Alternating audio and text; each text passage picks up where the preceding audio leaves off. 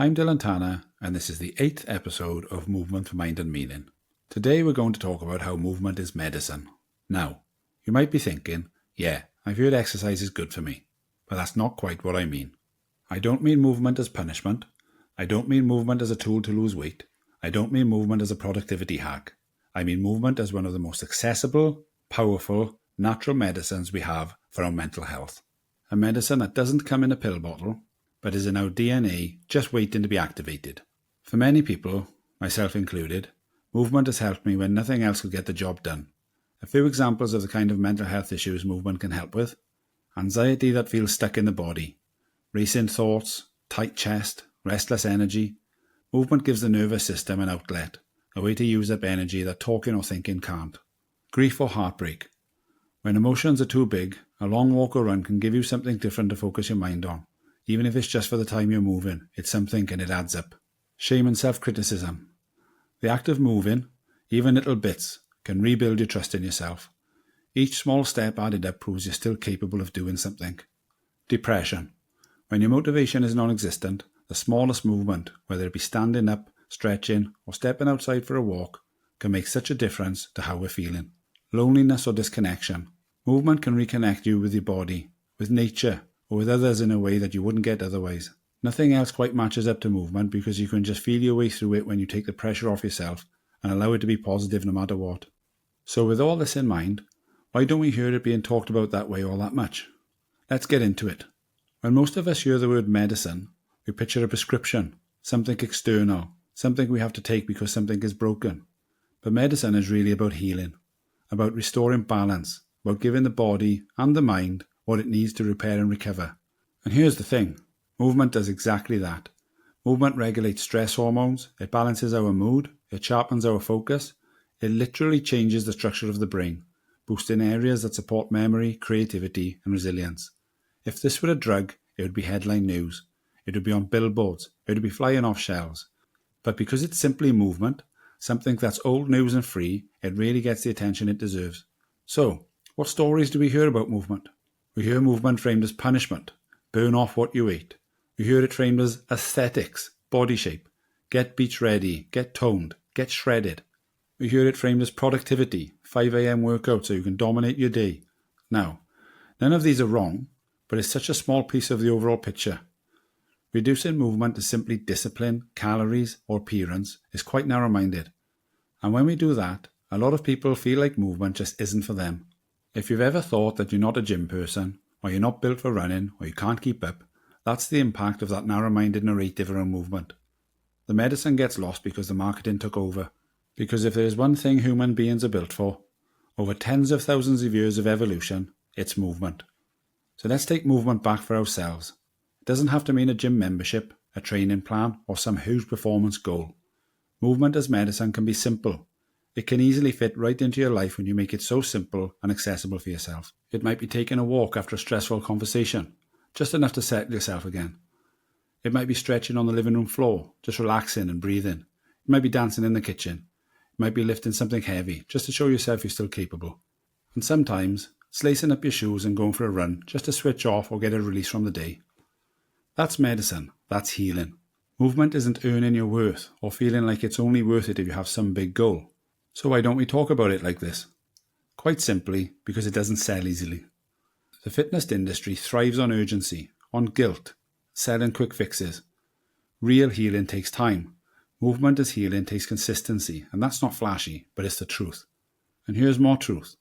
The more we start using this language, the more we reclaim movement for what it truly is. Not punishment, not performance or productivity, but healing. So I want to ask you a question. What kind of movement feels like medicine for you right now? Not tomorrow when you've signed up for the gym, not when you're fit enough. Right now. Maybe it's rolling your shoulders after a long day at the desk. Maybe it's stretching your arms overhead while you breathe. Maybe it's a walk outside to feel the air on your face. Small movements, they still count, they still heal. It doesn't have to be extreme. And now I want to talk about dealing with that little voice I'm sure we've all heard at some point that says, you're not doing enough. Have you ever finished a walk, a class, or even a run that felt good, only to have that little voice say, yeah, but you didn't really do enough, did you? That voice can be relentless. And here's the thing, it doesn't usually come from you. It's all the old stories we've heard all our lives. Diet culture telling us we should always be burning more. Hustle culture telling us more is better, or comparison telling us we're behind. So the first step is to name the voice. Instead of letting it define you, recognize it for what it is: old programming, outdated, and not truth at all. Then you can override it with your own voice and actual evidence. I moved today in a way that was good for me, and that's enough. And I listened to my body instead of overriding it. That's positive. And I showed up. I felt good. I did what I could today. It still counts. Because if movement made you feel better, lighter, and more present, then it did something. It was enough. The question isn't, did I do enough? But did this movement meet me where I was today? Now, sometimes when that voice shows up, you'll feel the urge to overcorrect, to add more reps, tack on another mile, or push harder just to try and silence it. Then when I pause and ask, am I moving more because my body wants it, or because I'm questioning my worth? If it's the second, I try to give myself something else I need. Maybe rest, reassurance, or connection. A positive reframe of this would be, progress doesn't have to be always faster, longer, harder. Sometimes progress is moving with self-compassion, or resting without guilt, or choosing feeling good over numbers. Sometimes progress is doing less and feeling better. That voice may still pop up now and then, but the more you practice compassion for yourself instead of guilt and shame, the quieter it'll become over time. So the next time you hear you're not doing enough, try this.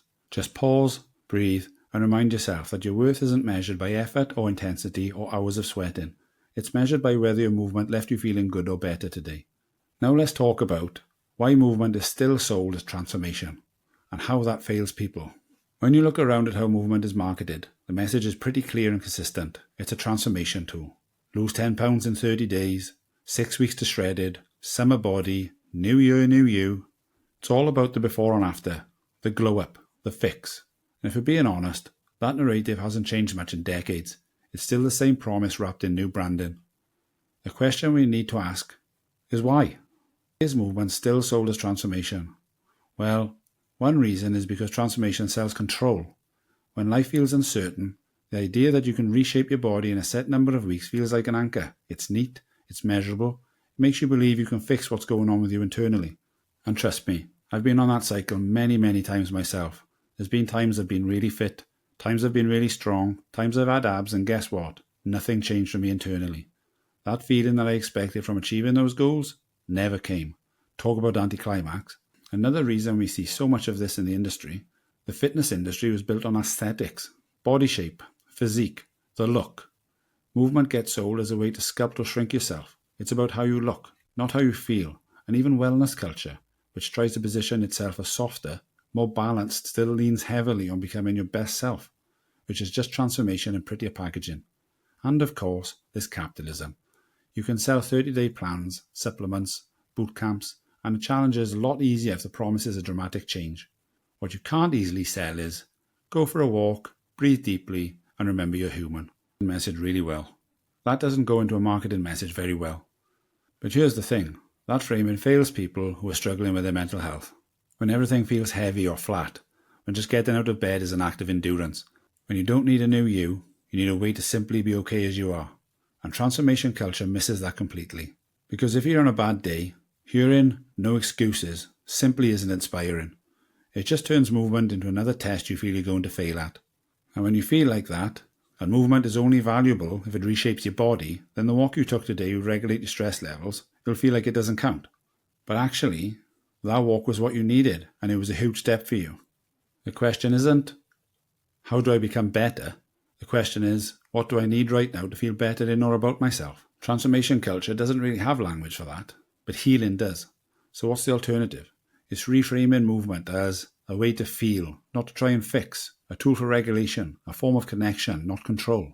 Movement isn't about becoming someone else or achieving big training or body image goals. It's about bringing your body and mind back together as one again. And maybe that doesn't look dramatic. Maybe it's stretching on the floor, or walking up and down your street, or boogieing to a song in your kitchen. That won't get you a before and after picture, but it might just get you through the day feeling better. So next time you hear movement being sold as transformation, remember this. Transformation might sell, but it doesn't always heal. It doesn't always make you feel better. And when you're on a bad day, healing is what matters. Getting yourself to a state where you feel something different and feel better is the most important thing. For me personally, there's this one moment that really sticks with me. I've been running on empty for quite a while, burned out, disconnected from everything that normally makes me feel like myself. Even when I tried to rest, it didn't feel like rest. It felt like just waiting on more emptiness. And then one day, I went for a walk in the rain. Not a big workout, not a big push.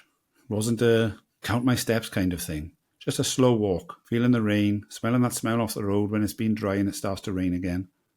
No headphones so I could hear the birds in the trees. Just me, the road and the outside elements. And something changed for me.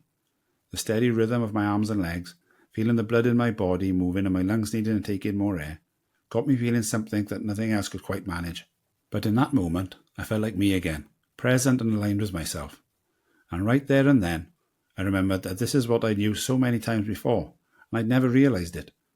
There's been quite a few times in my life when I dug myself out of some deep mental holes, and every time I used movement.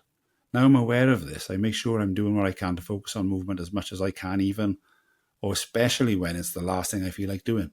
Because now I know it's what works for me. When those small wins are added up over time, and I can get some meaning from it to the extent it helps my mind in ways nothing else can. So we're coming to the end of today's episode, and we can definitely see that movement is medicine. It always has been. We just forgot how to talk about it, especially to ourselves. And maybe, together, we can start bringing that language back. Thanks for listening today. If this resonated with you, share it with someone who might need the reminder that movement is medicine. And I'll see you next time, as we keep learning how to move through the hard days together. I'm Dylan Tanner, and this is Movement for Mind and Meaning, a place for people just like you who want to keep trying for something more.